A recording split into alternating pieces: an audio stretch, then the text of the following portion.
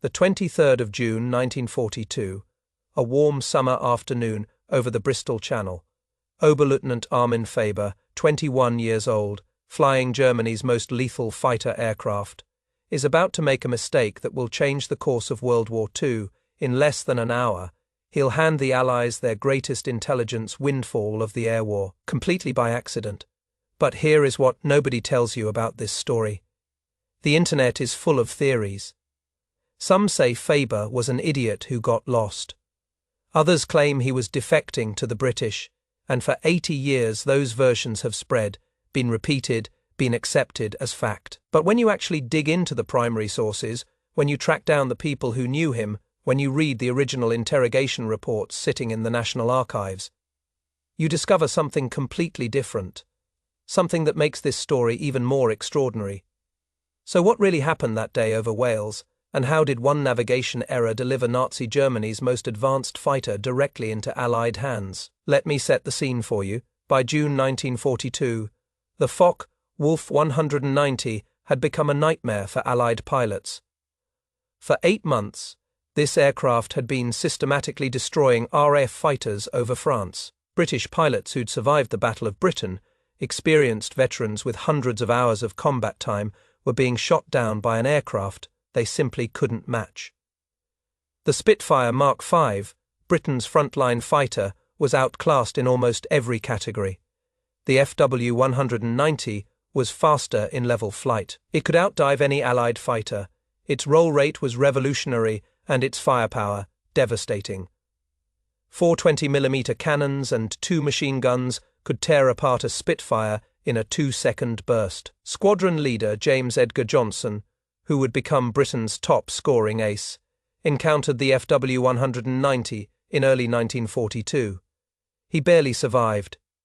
Years later, he'd write about that first engagement with brutal honesty. The German fighter could do things his Spitfire couldn't match. It could reverse direction faster than British pilots could react. It could dive away from any pursuit.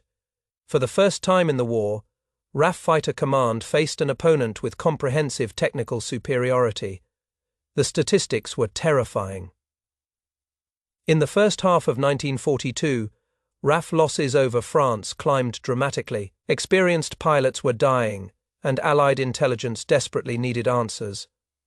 What made this aircraft so effective? What were its weaknesses? How could you fight it and win? But answering those questions required examining an actual Fw 190, and every example shot down over Britain had been too damaged to reveal its engineering secrets. That is where Armin Faber enters the story, and this is important because understanding who Faber was matters for what happens next. He wasn't some rookie pilot fresh out of flight school. The man had been in the Luftwaffe since 1936. He'd spent the early war years as a flight instructor. By June 1942, he'd been transferred to Jagergeschwader II, one of the elite Luftwaffe fighter wings.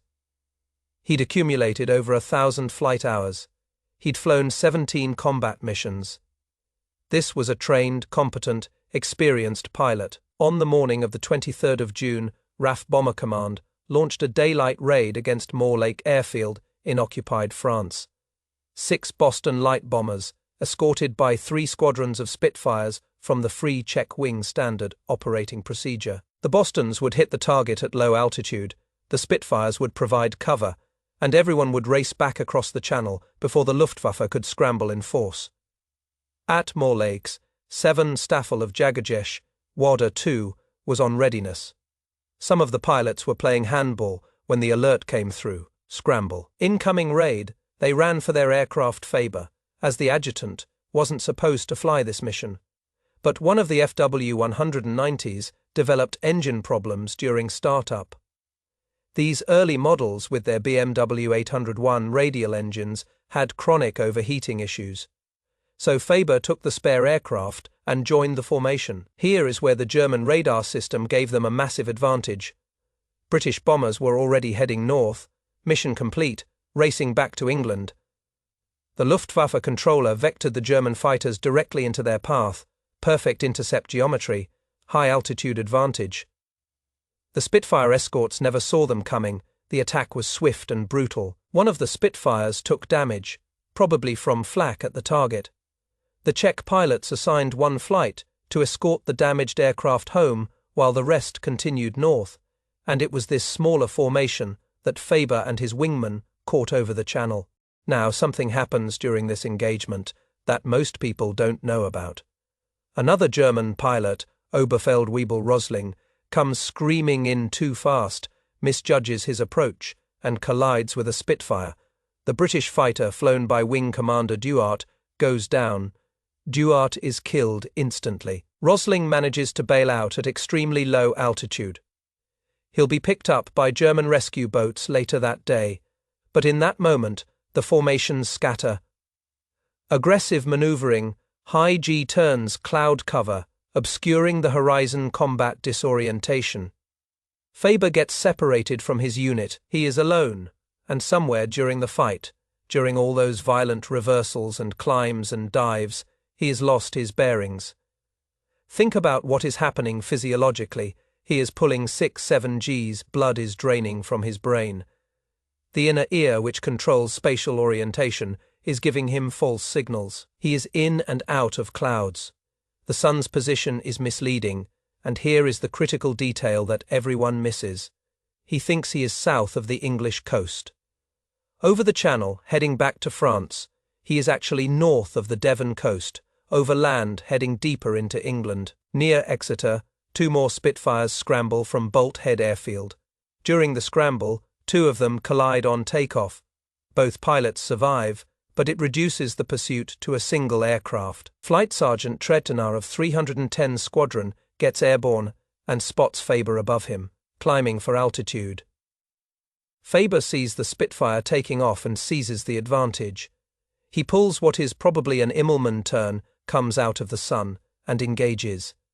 No, here is where you see that Faber is not some amateur. The 2 aircraft fire at each other.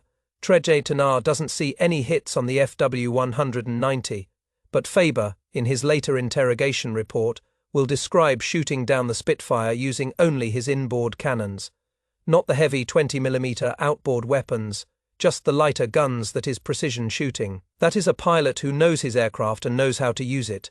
Tredtenar bails out. His Spitfire crashes near the village of Black Dog in Devon. He breaks his leg during the landing but survives. And now Faber is alone in the sky. He has just won a dogfight. His aircraft is undamaged. He needs to get home. He looks down and sees countryside, green fields, an airfield in the distance. Perfect. He begins his approach to land. Here is what the internet will tell you. That Faber mistook the Bristol Channel for the English Channel, that he somehow flew north instead of south because he was disoriented, that he landed in Wales thinking he was landing in France. The problem with that story, Faber himself, in his interrogation report, states clearly that he thought he was somewhere over Devon. Not France, Devon, which means he knew he was over England. He wasn't trying to reach France. He was trying to reach the coast somewhere. He thought he could cross back over the Channel. So why did he fly north? Because the ground haze that afternoon, combined with scattered clouds, had disoriented him. He thought the land below him was south of the English coast. It was actually the north coast of Devon.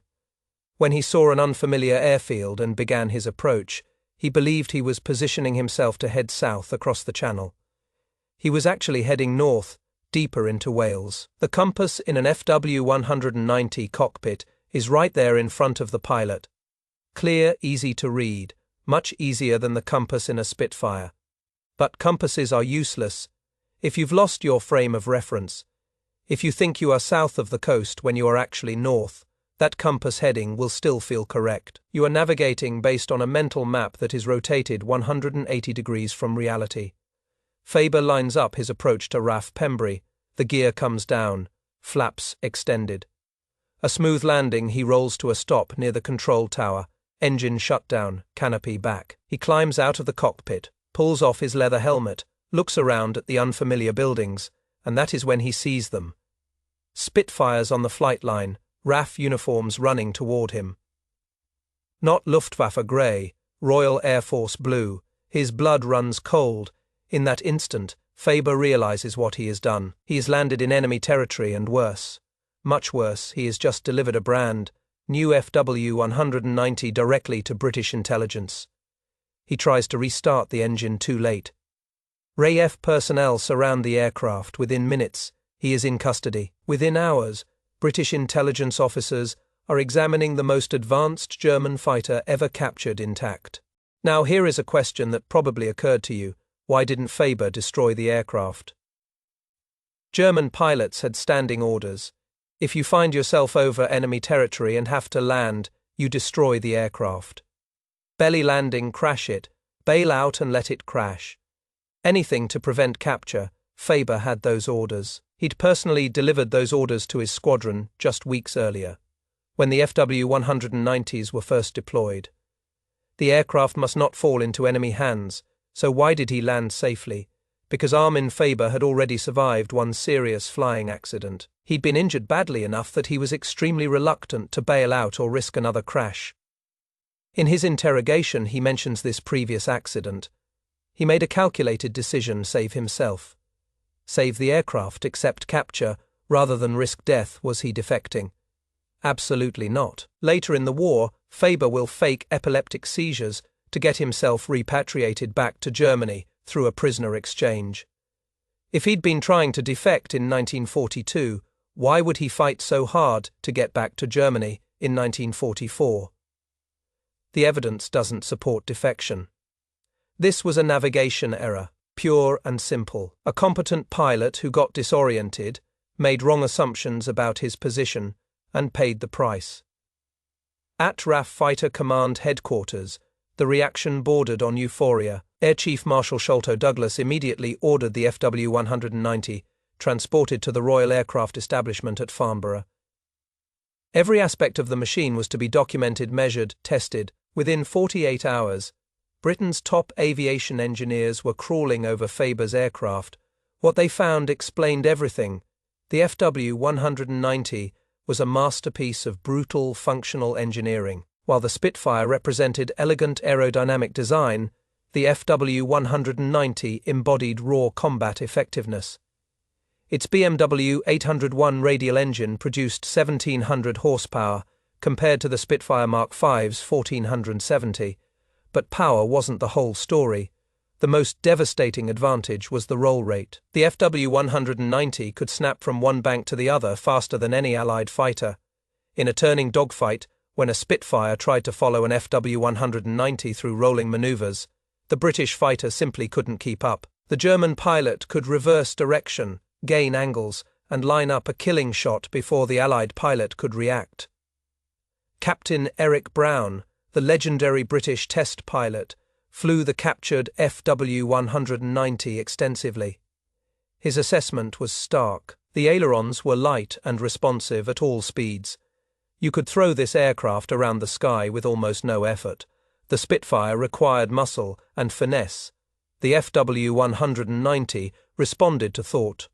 The firepower advantage was equally shocking. A 2-second burst from the FW-190's cannons delivered more explosive power than a Spitfire could generate in 10 seconds of firing, and the weapons were mounted close to the fuselage, creating a tight concentration pattern that was absolutely devastating at combat ranges. But the testing also revealed weaknesses, and this is where the intelligence value became strategic gold.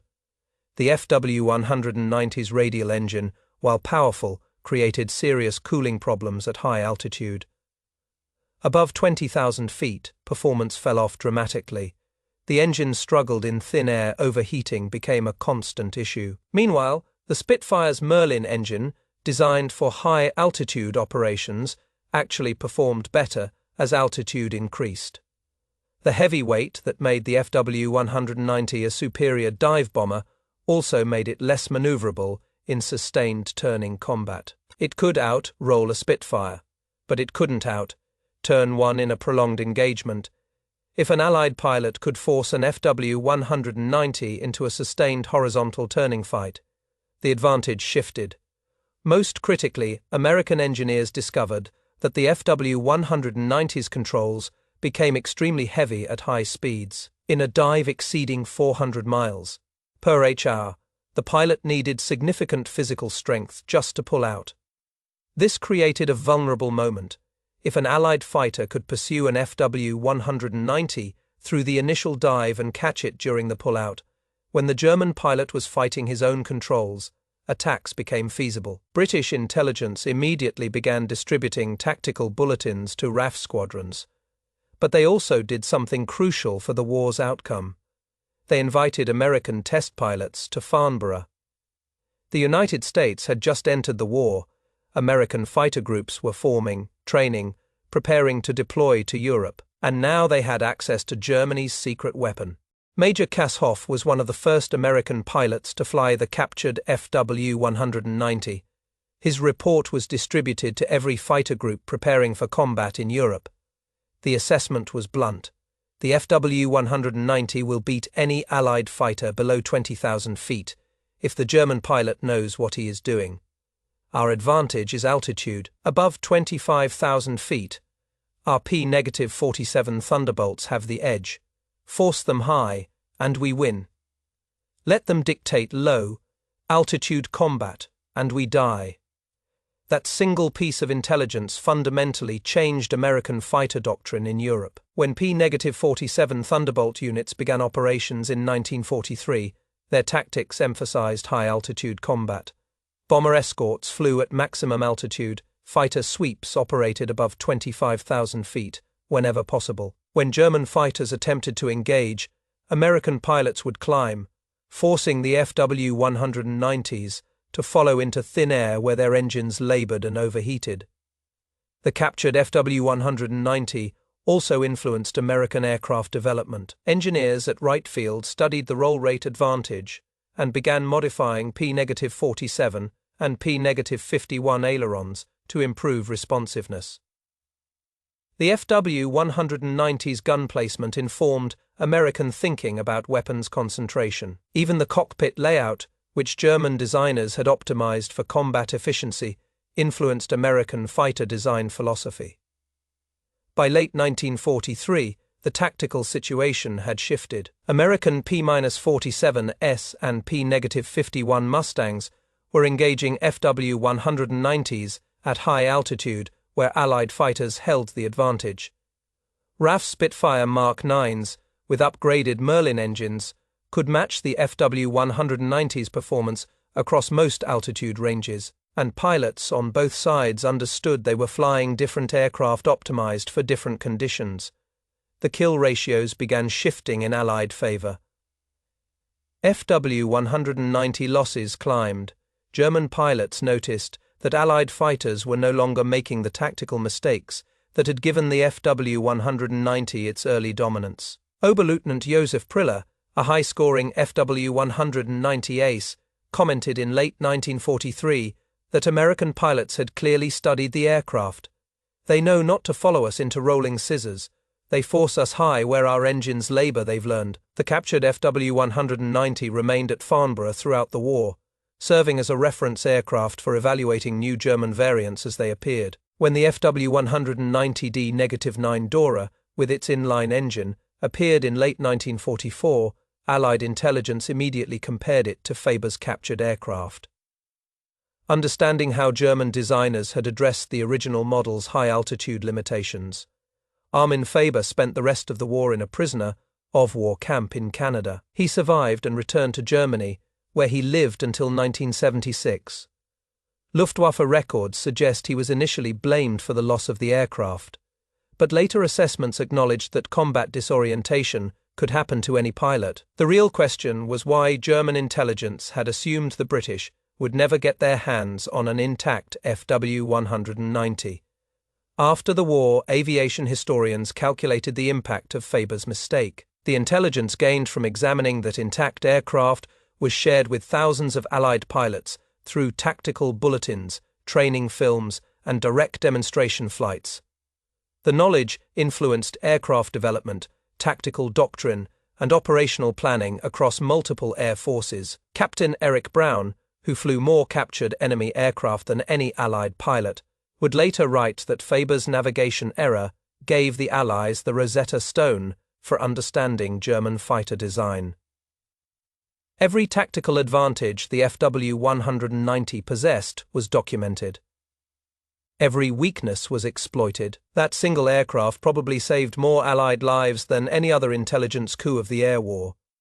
The irony wasn't lost on German intelligence.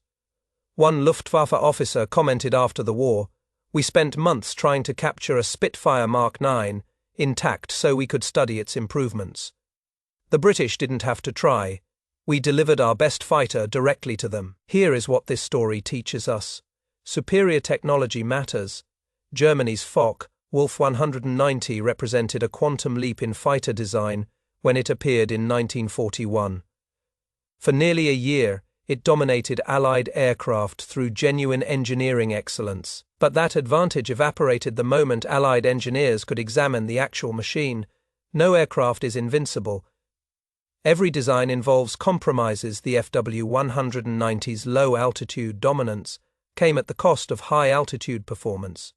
Its excellent roll rate came with heavy high-speed controls. Its powerful armament added weight that reduced maneuverability.